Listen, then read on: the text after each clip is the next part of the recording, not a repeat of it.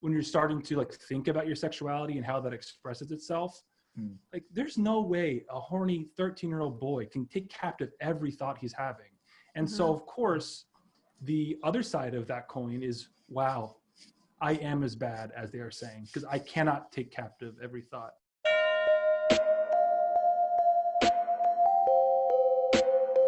Hi, beautiful people. Today we have two guests, very exciting. They are the hosts of the Dirty Rotten Church Kids podcast. They're described as millennial dads figuring out life, art, and culture on the other side of the evangelical bubble. Hello, gentlemen.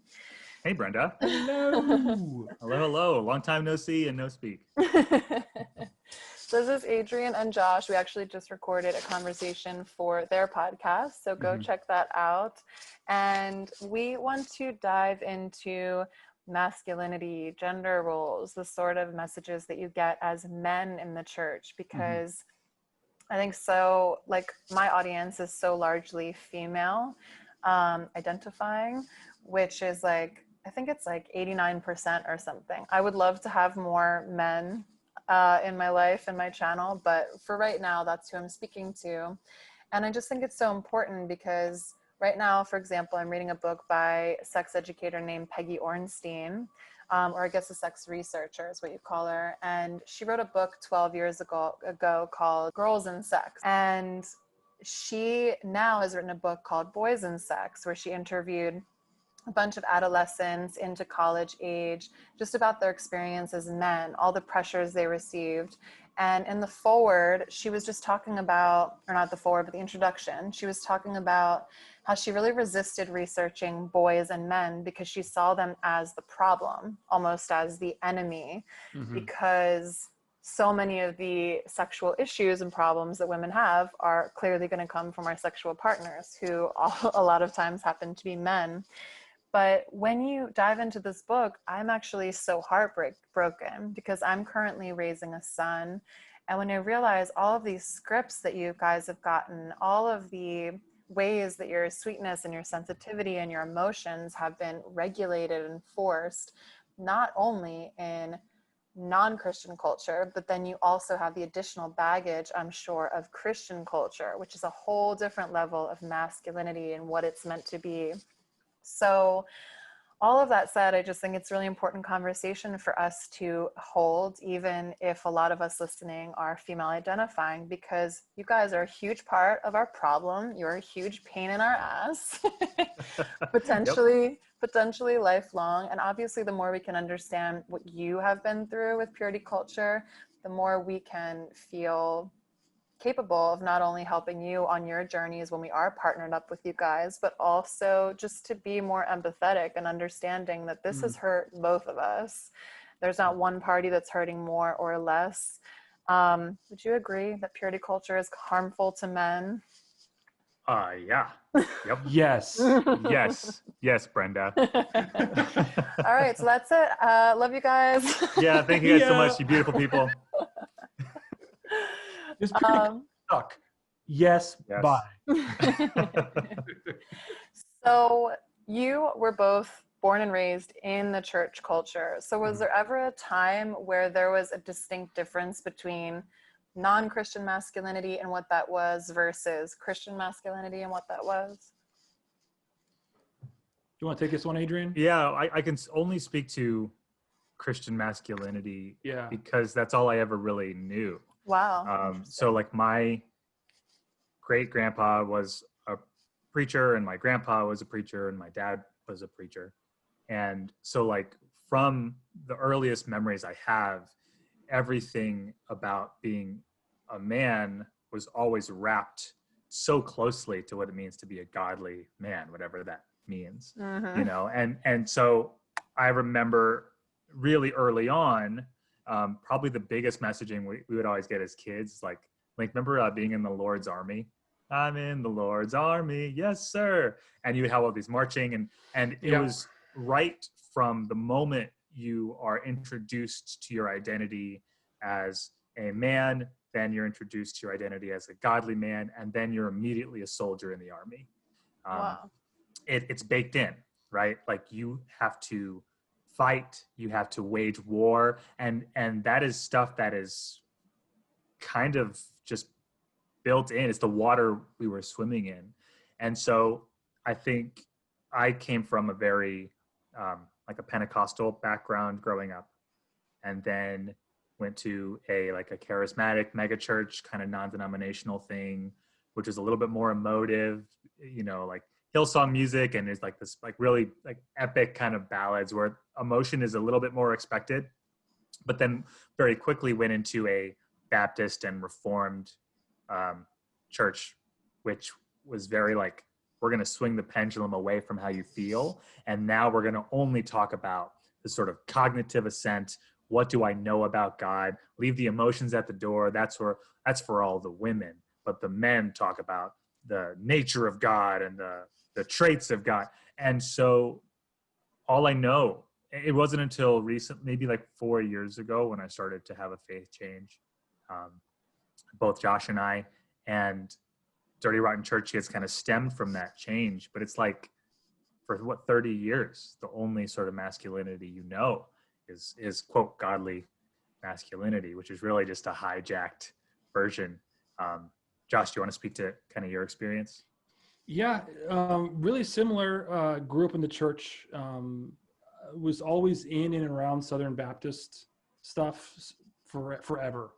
I grew up in the pew. I was there every Sunday. And then when I got into middle school and started, Adrian and I were both worship leaders. And so when I started doing music at the church, I was there for everything, right? And then when you're a youth, good Lord, when you youths, when you're younger and you're playing music, the older people are oh, you should play on stage with us too, to make us seem cooler and more hip. So I was there all the time.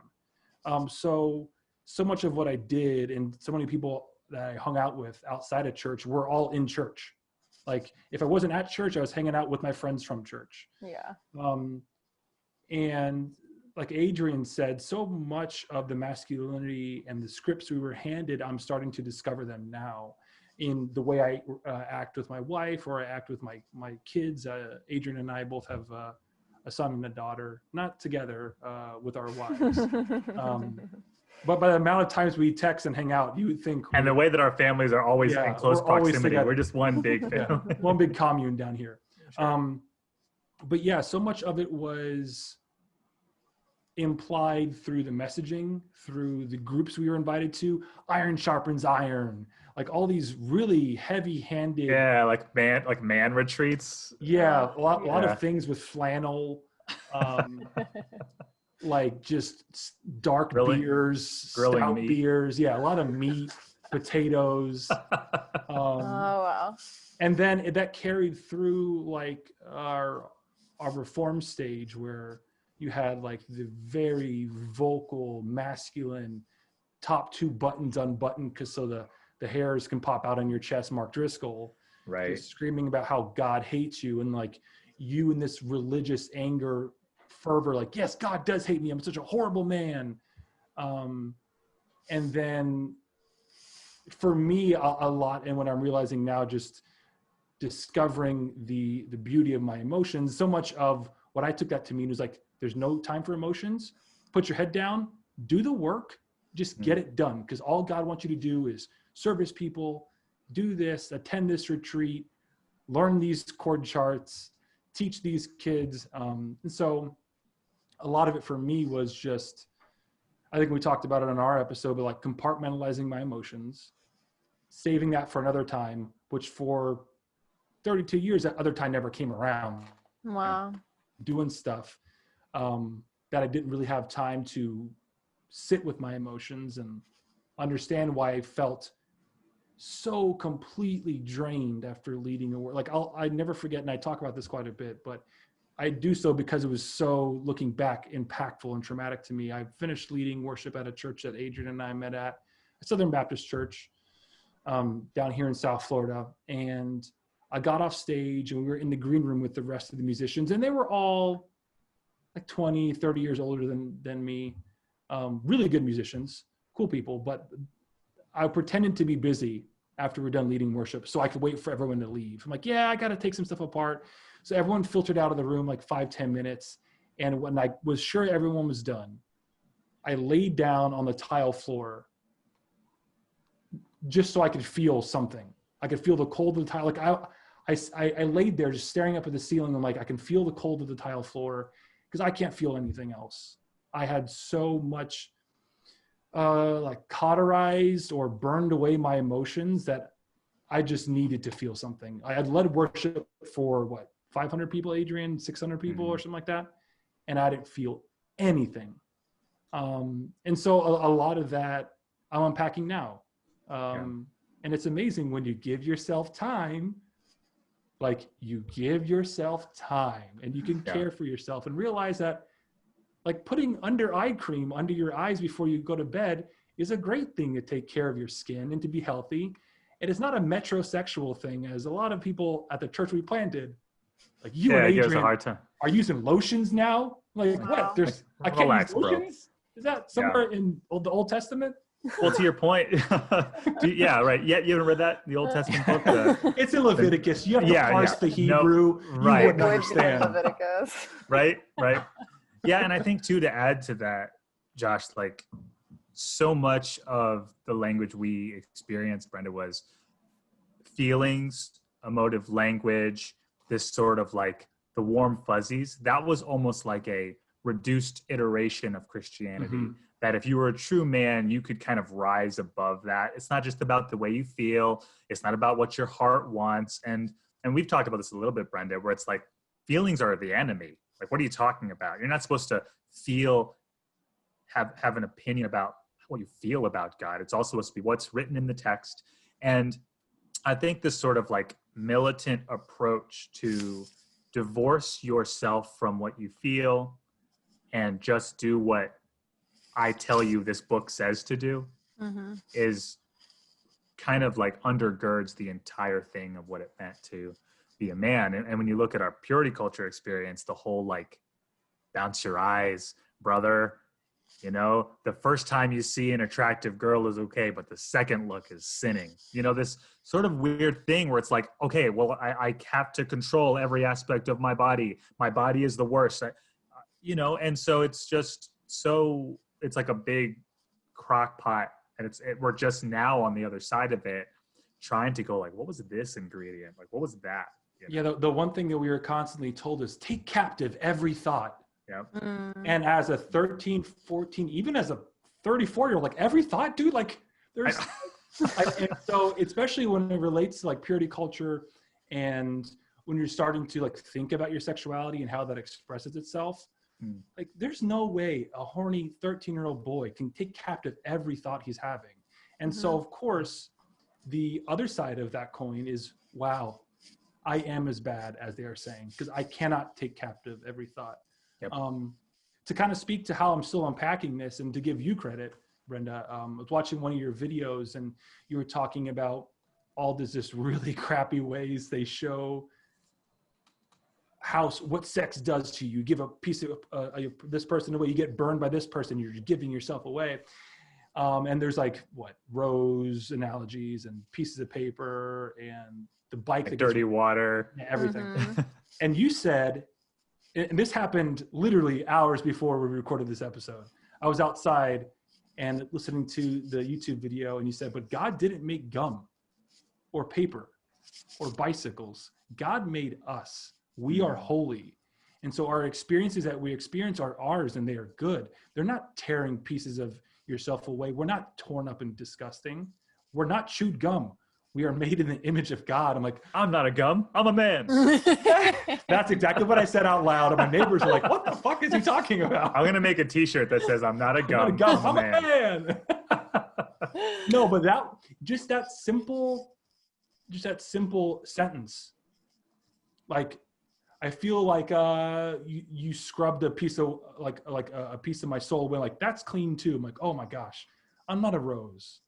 Like, I'm a man. Like I'm Josh, who resides in South Florida. But yeah, even now I'm discovering parts of myself that were so dented and hurt and stifled because of the purity culture, which people's like when you asked, how is purity culture for you? Like, it was the 90s. It just was. It wasn't something like, I am participating in purity culture. Right. I am buying into what Joshua Harris is selling. No, Yeah. it just was what we did. Yeah, no other option, that's for sure. Exactly, yeah. Well, that's really interesting because for some reason I always thought the men wouldn't have got those diminishing messages about your bodies. It just seems like it was more like permissive, like I thought the girls were chewed up gum and roses, but you felt like your body could become worthless as well. Yeah, it didn't become, it already was. There was messaging on top of that. Like if you don't talk about purity culture, there was already messaging around how our souls were dirty and we needed Jesus because our ancient grandma and grandpa sinned a bunch of years ago. Sinned, quote unquote. Yeah. So I was already broken. And I was so lucky that God loved me. Or Jesus loved me enough to let God the Father beat him up. Beat the shit out of him. So that messaging where, hey, if you look at a girl 2 times, you better not look at the back of her knee because you're even like, that just adds another weight to you. I'm like, oh my, like, okay, I am really bad because you're already telling me I'm bad here. I accept that. So if A plus B equals, I'm even more of a worse person because my hormones are raging. And I mean, even like we joke about it now, but like when I think about it, like Kimberly from the Power Rangers, the Pink Ranger.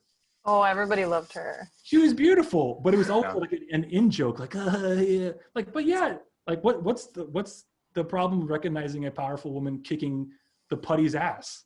The whole thing to me.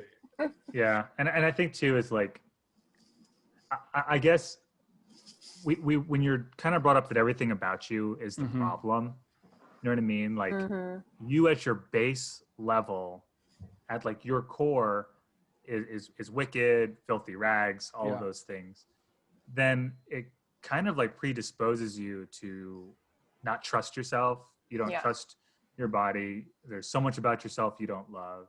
And so the purity culture message, it didn't seem that far off. I was like, yeah, okay, great. So I'm the problem. So let me just keep everything buttoned up, keep my hands and my penis to myself, or else risk the wrath of God. And so you just never even questioned it. Now, to your point, though, like we would be lying to say that it wasn't women that were the ones that were the most harmed. Oh yeah. Like we were watching it happen. Like we were we were not only staffers at a church, we led worship. We were worship pastors. We've been creative directors. We've been church planters before we did the podcast thing. And in the deepest moments, like we were just as much of those like patriarchal assholes talking about Ephesians 5. And we were like consuming Mark Driscoll's content. We were consuming the John Piper stuff. We bought into that stuff. And because it aligned with what we believed about ourselves, that we at our base are the worst. And then, you know, you have this pastor that comes out and he goes, well, don't worry.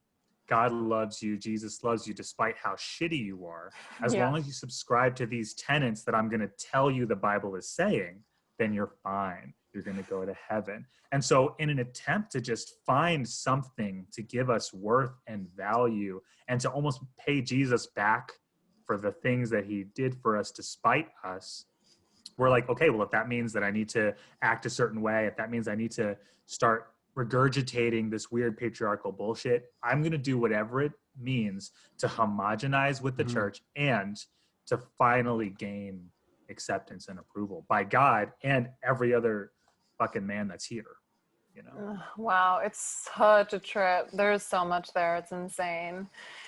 I wish I knew the statistic too, but again, this Boys and Sex book by Peggy Ornstein, she talks about how they've done studies with infants, and the male infants tended to be more emotionally attuned and to react more emotionally than the infant girls.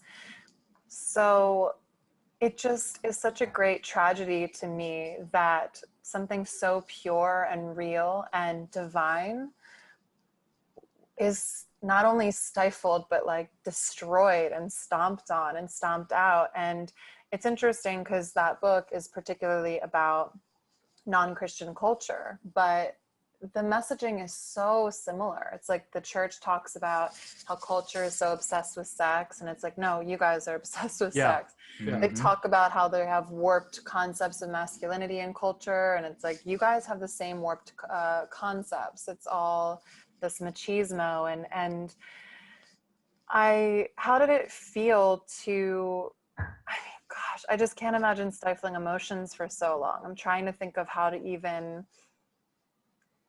frame a question around how it might feel to be repressed in that way, because my first thought would be that hurting people hurt people. So what you were just talking about, Adrienne, of like, oh, I'm imparting these messages to make myself worthy, just really to me implies that you were a hurting person, and then you're projecting that harm onto other people without even realizing it, because you're not aware that you are in harm, correct? 100%. And I think too is Josh and I both were worship leaders. And so we both are naturally emotive and we're naturally emotional. Like we're sensitive people and both songwriters. And I think when you come into the church as a man, it's almost like you're already, if you're like an artsy person, you're almost already not very well accepted, because that's kind of not, like, you're supposed to be like a warrior. You're not supposed to be strumming the guitar. You know what I mean? And so coming into it going like, what about okay, David, meanwhile? How did they that's just the thing. discount the entire book of Psalms? Absolutely. And we actually talked about this on a podcast episode, talking about these sort of gender scripts you were handed. And we found a video by Mark Driscoll, who, again, like, we were such big fanboys of the guy. Yeah. And he was like, this video, he's sitting back and he's going, you look at David, you look at Elijah, these look like dudes, you know, heterosexual, masculine dudes who could win in a fight. And then he just starts talking shit about, he's like, you see all these feminized worship leaders, and the lyrics are feminine and the design is feminine. It's like, God forbid, like, what does that even mean? You know what I'm saying? Like, you mean it, so, but that was the language, right? And David was like a sloppy mess of tears constantly. Yes. Constantly, all the time. He would talk about how he just wanted to die because of his sadness. Like, that is a serious person who's in tune with his own physicality. He sounds like a millennial Gen Z right now in COVID. He sounds like me. Like, yes, which makes me feel better. But that aspect of something that you had to squash that. It was weird. It's like, looking back now, when we were church planners specifically, we were told that things need to be a certain way to bring the men in. Because if you get the men, then you get the family. Yep. We had to, and now I'm just speaking. That was the language. Yeah, I'm just speaking how, like, what we were told. But things nowadays, society as a whole is so feminine. There's that was all the this, language. and so we have to avoid being feminine. We have to get the men in, because the women will come regardless. And so looking back at it now, it was just a ploy, because we need more butts in the seats to affirm that all this work we're doing week in and week out, setting up this church and tearing it down, we can show off our numbers to our other church planners down here. And so now I can look back and go, oh my gosh, that we were just trying to do a certain thing, a certain way, like kind of coat our wording and our branding to be more masculine, use more masculine colors. What's really sad, and to speak to kind of the patriarchal hamster wheel we were a part of, like, it stands out in my head whenever the women in the church would ask, hey, we want to do this as the women, we want to do a women's Bible study. They were told, okay, go do it. Not given any money, any time to speak on Sunday morning, the very least, any slides dedicated to the pre-roll that ran before church. But the men's Bible study was talked about, was preached from the stage. It was funded, it was sourced. Yeah. Right. And I'm like, and looking, like, I remember being in that moment, because it wasn't that long ago, it was 3 or 4 years ago. And I was so worried about what I had to set up on Sunday morning and who wasn't going to show and who I needed to get covered to play the bass guitar, that I didn't have time to process what the women in the church were asking. They were asking for equal footing. They were asking to be held in the same respect as men. And what did we do as a staff? No, just go ahead and do it. But you don't have money. We don't have time to talk about it. Us men are too busy doing these other things. And any women we had on staff, which is only ever one, we told them what role they needed to fill. And then when they told us, I don't feel comfortable being the children's minister, that's not really my role. Well, can you just please do it until we find one? Right. And looking back at that now, thank God that woman is still friends with us. Yeah. Like, it speaks more to her integrity and love than does to ours at that time. And I think too, is like, you look at the language of the relationship, like this sort of like patriarchal understanding of God, where like God is a man. And so therefore clearly there is a headship thing. Yeah. There's a submission thing. There's like the way Christ is the head over the church, and like pastors have to be men leading the church. And so it's just handed to you going, hey, guess what? You know, the men are the ones steering the ship. And then you who are just receiving it, you're going, okay, sure. But what about what they said? Don't worry about it. We need to win. We need to save souls. Oh, yeah. And so what happens is this sort of weird, like, hell is real. It's happening. It's a place with a zip code. People are going there. We don't have time to ask questions. We don't have time to feel. We don't have time to evaluate, to explore ourselves, and to explore the way we're approaching and the way this is sitting with us. We don't have time for that. Life is short. Hell is hot. You know what I'm saying? And so all of our experience became reduced to like kind of like this quippy, kitschy, evangelical gimmick. Just that, you nailed it, Josh. This hamster wheel of going like, you're a man in the church. God has tasked you to be a warrior in God's army. There's no time to think. You have to go to war. The interesting thing is that I, in my deconstruction phase, was intuiting so many things that I believed to be wrong, that I, quote, felt were wrong. And God is Gray has been such a beautiful journey because I have had the privilege and opportunity to make those feelings valid, intellectual, and theologically based. So everything that you're talking about is crazy because all of the research that I've been doing in the past several years, just knowing that, for example, Sarah Bessey talks about in her book, Jesus Feminist, how absurd it is that we had somehow taken 1950s gender roles and said, oh, this is biblical. And then you read all of these characters in the Bible and women are out there chopping people's heads off. Women are funding Jesus's ministry with their own dime. Women are the last ones at the cross, the first ones there in the morning.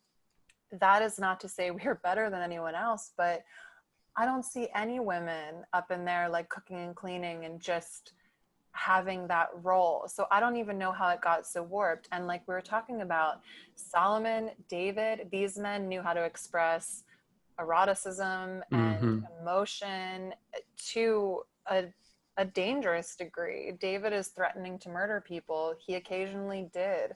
So we're not saying, no, managing emotions isn't valid, but to even pretend that this script is valid biblically is such BS.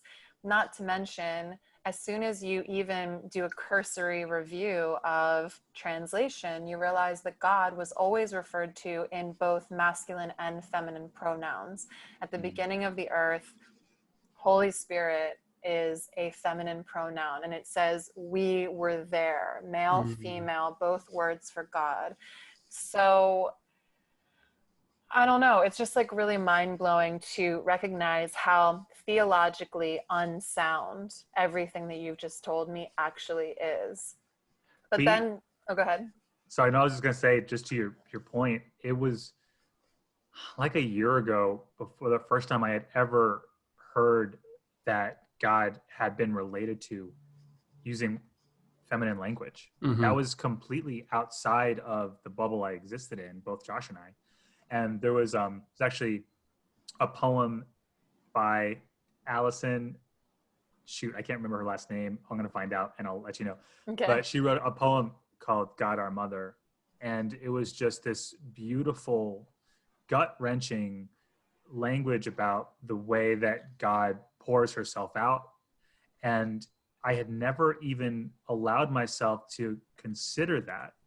And when you grow up using God as a man And so, and therefore all these traits are expected, you actually rob the divine of an entire facet of human expression that you never thought you were allowed to experience from God. And so even now I have a difficult time like referring to God as a he, just because it's so baked in to like this weird patriarchal language, you know? And I never thought I had permission to do that. You know, yeah, one of the things, just obey. One of the things we get accused of a lot is you're just the dirty rotten church kids. Your podcast or Instagram is, you're just mad at the church. You're just trying to make God what you want it to be. I'm like, no, you are, because just on the simple topic of the genders of God, like you are forcing him to be strictly masculine. You are robbing yourself and your congregation of experiencing the expression of a mother's love in the divine, of seeing the mother God as something you can turn to. You can fall into its arms and mother God will hold you and is there to listen to you and is there to make space for you. And like, no, you are forcing God to be something that God never asked it to be. You're forcing, and there's a whole other topic, but you're forcing the Bible to be something that it never asked itself to be. Absolutely. 100%. So when Adrian sent me that poem, it blew, I'm not even lying, and I use this term a lot, but it actually blew my mind. Like a part of me is like, oh, wow. Oh, okay. Yes, I can see how that can be attributed to God and how beautiful that is. And then going back and seeing like so quickly, like I see how beautiful it is, but then I think back to all the ways I really messed that up in the past. Right. Yeah, it's just so funny. And I'm sure you get that a lot too, Brenda. It's like, well, you're doing God is great because you just want to have all the sex in the world. You just like, well, if that's an option, I'll take all the sex in the world. Let's go. I did that before I had God is great. Yeah, So. yeah. You're late to the party. Yeah, right. It's so funny how specifically the Reform movement, and Adrian and I talk about that and the things we talk about because we just know that so well. It's what we came up in. Where the Reformed movement had to and still does have to create this very delicate house of cards, because if you're starting with one, the Bible is literal, God is a man, marriage is man and woman, you have to like look at these scriptures and look at these experiences of people in the Bible and like cut and sand down and force these things to fit these puzzle pieces, which don't. You have to, because you're not open to, well, maybe there's something different here. Yeah, and so it's just a funny argument that we get thrown at us all the time. Yeah, no, and that's, I just had a great talk with Phil Drysdale about deconstruction. Yeah, because he's really been researching it, actually putting in the work to do research on it. And the biggest misunderstanding that he says people have of progressive Christians is that, oh, we were either never Christian, we must have never gotten the fire for God, or we are so unfamiliar with the Bible that we are just confused. And he was saying in his research on the field, deconstructed people are traditionally the most devoted people. They were not casual churchgoers. They're ones that knew the Bible inside and out. And this is exactly the same reason that a lot of people go to theological school or seminary and lose their faith. The statistics are really high of that happening, which also blows my mind, because to me, I'm like, we don't need to lie to people about God. We don't need to lie to people about the Bible. If you tell the truth, the God honest truth, that God is written in masculine and feminine pronouns, that the English language is patriarchal, and therefore when they translated the Bible, they just chose he, because we defer to he when we're talking about power, and that has nothing to do with the divine text as it was written. What do you think is going to happen? The whole, oh God, John, now, what's his face? John Piper has a deal with Beth Moore having a microphone. Boo-hoo, get over it. That's actually biblically sound. And I found this poem. Alison Woodyard is her name. Yes, There it thank is. you. Yeah. I'm just going to read this portion. It Yeah, says, please. to be a mother is to weep over the fighting and exclusions and wounds your children inflict on one another, to long for reconciliation and brotherly love, and when it is said and done, to gather all parties, the offender and the offended, into the folds of your embrace, and to whisper in their ears that they are beloved. To be a mother is to be vulnerable, to be misunderstood, rallied against, blamed, for the heartaches of the bewildered children who don't know where else to cast the angst they feel over their existence in this perplexing universe. That is God. And you know what? Any man that lives as a father like that, any man that rails for reconciliation, that discontinues this us versus them BS that so many pastors are promoting now in this society that we've built with all this patriarchy, that man is not only godlike, but sexy. To be vulnerable is so attractive. And I don't think it's only because it's rare, but it's also because it's the most authentic version of somebody. If you're not being vulnerable in this life, if you're not willing to be misunderstood and blamed, if you don't have your heart on your sleeve, then what is the point of any of this? And women are so good at that. And I'm still hesitant to ever use the word like Satan or devil, because I know that can be alienating for some people. But in my book, I call it the antagonist. And it's just this thing that's always out to destroy what is good. And I think there's no clear message that there is a force that wants to destroy masculinity and femininity as they are, because both are under attack under this culture. No one wins. No one feels full. No one feels like they're truly in the presence of God until they release themselves. And I want to ask you if this resonates with you, because I, for a long time, have seen masculinity and femininity on a scale. I just wonder, now that you're deconstructed, if you feel comfortable ebbing and flowing on that masculine and feminine scale. So I'll jump in here. The term breadwinner was like, I don't want to say triggering, because that's such a like overplayed word, but it did spark something in me. So I guess it's a trigger, whatever. Yeah, fine. Be triggered. Yes. So my wife is infinitely smarter than I am. Type A personality, super organized. Like, she's very, like, in the business sense, very accomplished. She kicks ass. So when we got married, a lot of the messaging I heard from men in my life was, because I started out as a teacher, and teacher salary is really, unfortunately, really shitty. Yeah. So I taught for like 5-6 years, and a lot of the messaging I got was, well, are you comfortable with your wife being the breadwinner? Like, first of all, how dare you make fun of me for wanting to eat bread? How did you know bread's my weakness? Dude, I'll pound the whole loaf. I'll just eat the whole thing. But that's besides the point. But I felt really guilty, because at the time I enjoyed teaching. And I'm like, well, this is what I enjoy. Who cares if she brings in more money? But then I'm like, well, should I feel bad for that? Like, well, great, now I do. Yeah. And to me, that was such a like, well, God never told me that I had to make more money than my wife. I don't understand this. And looking back now, I see how that came to fruition in just the way I interacted with her. Like, subconsciously, like, I held this grudge against her because she was just really good at what she did. She was great HR. She was like working at a mom and pop place, like a landmark. I said the company. I'll just say it. Landmark manager. They like manage properties and stuff. And she was kicking ass. She was doing really well. And so what was also funny is when we had our first kid, just to kind of take things away from her and to just allow her to be a new mom and enjoy that experience. Like, I'll just start cooking to make things easier. And I found this whole love of, I love cooking, and now I love baking, and I have all these tools in my just sinning left and right. What a sinner! How dare you?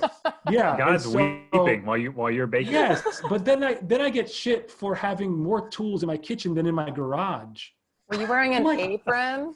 That would be a truce. Yeah. On And I'm like, yes, it's so to speak to like all your questions you asked.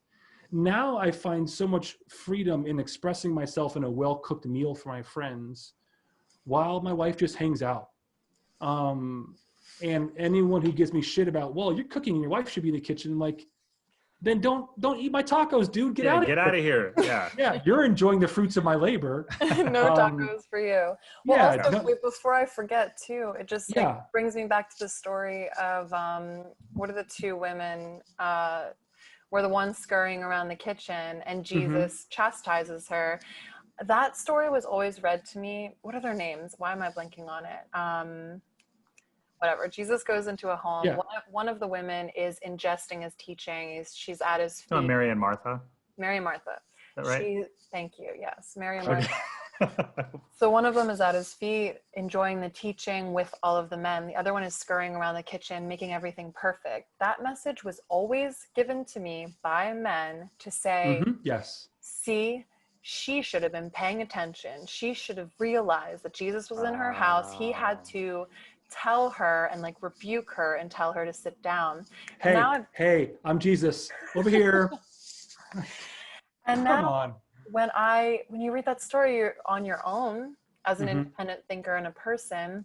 I'm like, how dare you have told the story in that way? So you're saying no matter what women do, they're always wrong. When in fact, that woman was just culturally doing what you would tell all of us to do, which is like, you better be scurrying around the kitchen. You better be cooking. You better do all these feminine things, Right. even if it means missing the Lord and Savior of the world sitting in your living room. Jesus didn't chastise her. Jesus invited her to not be trapped in this role that none of the other men sitting on the floor said it to her. Jesus had to be the one to say, no, screw your gender role. Come sit down here with me and the men, and you're going to listen to this message and enjoy it in equal to everybody else. So what's funny is like you said is very in line with what the church says. The church says, come as you are.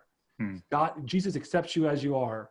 But then when you do that, like, nope, you have to be in the kitchen or you have to be working in your car. Bait and switch, ultimate bait and switch. Yeah. And because of all that messaging, the breadwinner and you should be in the kitchen, like in submissive, whatever. I was talking to Adrian on the phone, and at the end I caught myself saying, I love you, Adrian, and I hung up the phone. I'm like, wait, yes, I do love Adrian. Why do I You're calling back like, no homo. I'm like, yeah. First of all, I've never said that. That's the stupidest thing ever. I hate that so much. Yeah, whatever. Yeah. No, but really quick, have you ever heard they just like basically researched the hashtag no homo on Twitter, and what they found was that it was almost exclusively 100% of men desperately trying to give affection to people they love and having to make a joke out of it, like just to negate their sensitivity and their emotions. Yeah. Right. And that speaks to just what you were saying, how like that aspect of you is just not accepted. It's just not allowed, you know, even when you talk about like saying, oh, you know, like he's a man who's also like very sensitive, but there's still like masculinity there. Even that sort of like categorization, I've always just had a difficult time with that, you know. And I think to kind of answer your question, Brenda, like for me, what I've been having to unlearn is like, it's not so much of me consciously trying to kind of tie together masculine aspects and feminine aspects, in as much as it's trying to be like, exactly as I am is all that I need to be. Yeah. That what I bring to the table is completely holy and accepted. And whatever that looks like, whatever form and function that is, then that's just what it is, you know. And the things that I bring to the table, I bring to my relationship with my family, like instead of me trying to go, oh, that is a masculine thing I need to downplay, or a masculine thing I need to shore up, or whatever, instead just being like, this is who I am, and let me just breathe into that and be proud of that. And instead of and I think when you're brought up in the church as an evangelical, there are so many emboldened lines that are constantly drawn, the in and the out. And then once you're in, how in are you? Mm-hmm. What do you have to do in order to stay in? There's these constant lines that are constantly being drawn. Yeah. And I think what I have been trying to do on this side of everything is to just kind of like let those lines kind of bleed together, because it's all part of the divine experience. But like even in our staff meetings, when we'd be meeting at the church we planted, we did it for 4 or 5 years. Even in the staff meetings, like jokes would be thrown around and I would laugh and Adrian would laugh because I think we just felt like we had to laugh. But Adrian was always painted as the more emotional person. Like Adrian was like, yeah, Adrian, you would have an opinion about the color swatch we're using for this. And then I was always painted as, I remember people even calling me like, you're Wolverine, you're tenacious. I'm like, I guess I have to be. Wow. Yeah, like I just thought of that right now. I just saw me and Adrian in that stupid little office building around that stupid little table, and like I was always like the really sensitive, like, don't tell it to Adrian. It's like, we're gonna talk about sports now, Adrian. Go ahead and tune out or whatever, like this little thing. And then Josh would be like, Josh is the piss and vinegar, like the fiery one. He's the one that gives no fucks or whatever. Yeah. So it is this thing that's like handed to you, and then you're kind of expected to just step into it. So it's definitely been a process to unlearn. Mm-hmm. Well, yeah. So Josh, I loved your story it's heartbreaking, but when you were lying on that tile floor, just to be able to feel something. Yeah. I think in conclusion of this conversation, I would love to impart some hope to anyone listening to say, so when you've realized you've become so disconnected and compartmentalized that it takes the cold of tile to wake you up in some way. Now you're only 4 years out of this, which I feel like is still very brand new, and there's so much to unravel, especially since you were raised in that environment. So what does it look like, feel like? How does it actually work in practice to welcome emotions back into your life and feelings back into your life? I don't know. It just, to me, it shows up in just like moments that weren't emotional. A lot of it's been happening when I'm working out. My wife got a Peloton bike. Oh, lucky. Right before COVID. She found someone who was selling it like cheaper, so we got it. And then I hopped on it one day, like, we live in South Florida, and I think it's like constantly 107 degrees. So one morning I'm like, I don't really want to go running. I'll try this bike thing out. And I found myself, like, while pedaling through this pain, having really emotional responses to these women or men telling me that I'm worth this. You're worth this 30 minutes, this 15 minutes. Like, push yourself, because it's okay to be selfish and it's okay to want to be better. I'm like, is it? And in that moment, you don't have time to think. I'm just fucking pedaling as hard as I can. So it's looked a lot like that. It's looked a lot like I worried for so many years about what I was doing, what I looked like, to who, like what was what everyone perceived me to be. It looked like more just enjoying my family time, letting things come as they may, enjoying like the mystery of not knowing. And because of like this space, we kind of just like barged ourselves into in this progressive Instagram account, or this side of spirituality that we weren't really privy to before, like talking to Joe Lumen or talking to Kevin Garcia or Lauren Scott, or just our friends that we grew up around, just allowing people to talk to us and just allowing their words to wash over me. And I can take them, I can leave them. And for my friendships, like I think Adrian and I have grown closer, and I mean, it kind of helps we're in the same life stage, like being fathers and whatnot. But like with my wife, like in the bedroom, just being able to enjoy different things, like just different aspects of ourselves. You talked about it in our podcast, like allowing God into that space, allowing the divine into that space, and realize that is also holy and it's also beautiful. But also like outside of our like the sex lives my wife and I experience, just like in our family life, just able to do kind of whatever we want. Sunday morning is ours. Let's just do nothing. Wow. As much bacon as we can. And God created pigs. So Yeah, We do have to kill them more humanely, though. Yeah, I do agree on that. I 100% and agree with that. That will be on podcast the next episode.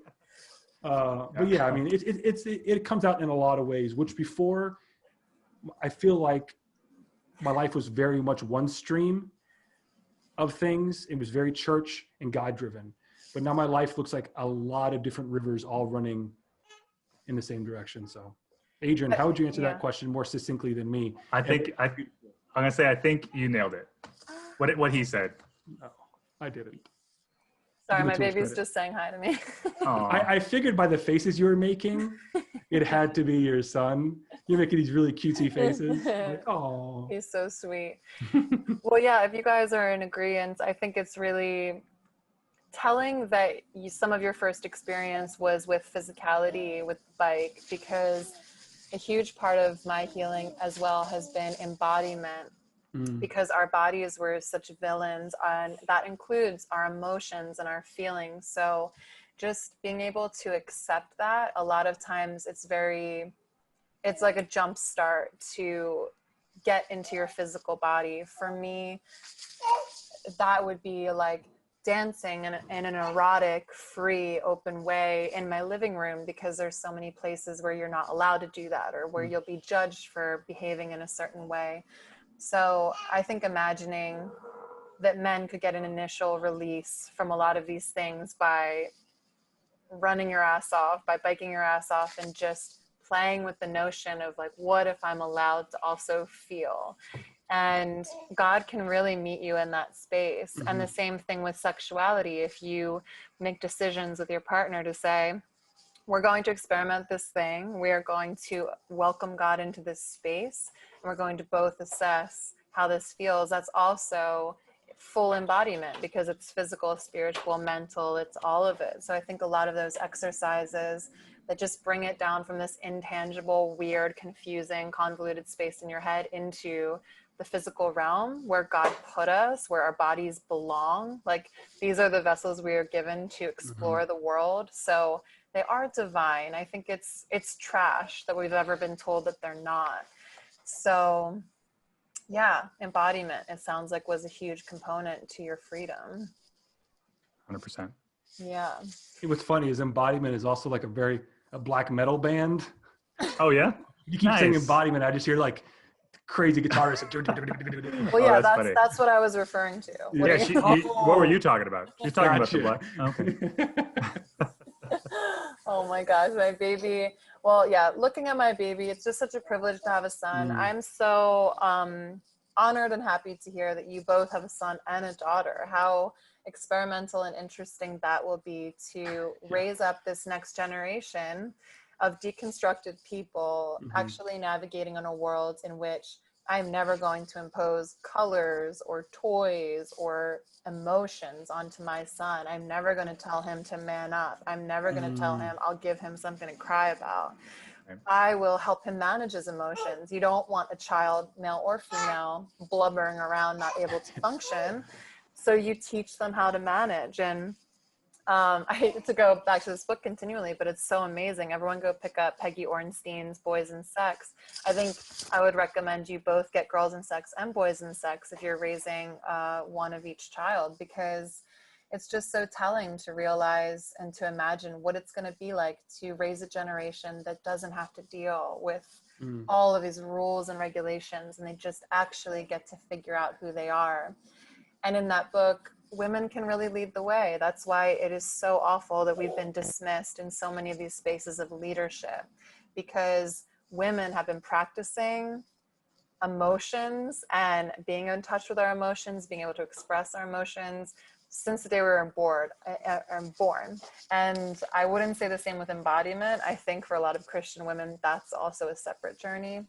But women can really lead and help men tap into that. So not being afraid of sitting down with your wife, your girlfriend, your best friend, whoever, and be like, all right, let's do some emotions and just let an expert lead the way, you know? That's usually the way I approach it with my wife. I'm like, okay, it's time to do emotions. All right, we're going to go ahead and do emotions for the next 35 minutes.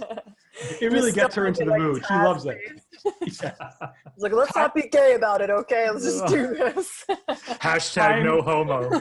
Time is over for the doing of emotions. Back to what we were Now shove it all back down. Yes. Yeah, exactly. That's amazing. All right. Well, this has been wonderful. Now we've all spent 2 hours together. Please go check out the Dirty Rotten. Dirty Rotten. I want to call you scoundrels. Dirty Rotten. Whatever. You can. Yes. It's fine. Dirty Rotten Church Kids podcast, and you'll find our conversation and a lot of other wonderful conversations on there as well. It's been such a pleasure and a horrific lesson in what you men have gone through in church. And just thank you for being so transparent about even some of the damage you have may caused in the world under that, because I think it's hopefully freeing to hear any women that have been really hurt by men like you to see a pair of you guys on the other side saying, I'm sorry, I acknowledge this happened, and this is what I was going through that experience as well. Because again, we all suffer. There's really no villains in this story. It's just a bunch of hurting people, and now we're in the process of healing. So thank you for having a channel that advocates for that healing. That's really kind of you. Thanks so much for having us. You're awesome. Nice. Yeah, we appreciate you and everything that you're doing. Seriously. Vice versa. Where can everybody find you before you go? Joshy?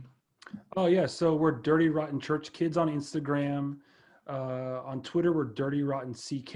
And if you want to send us an email, dirtyrottenck@gmail.com. Adrian, you want to talk about our sweet merch? Yeah, we just dropped a merch store we're really stoked about. So if you go to, I think it's teespring.com/store/Dirty Rotten Church Kids.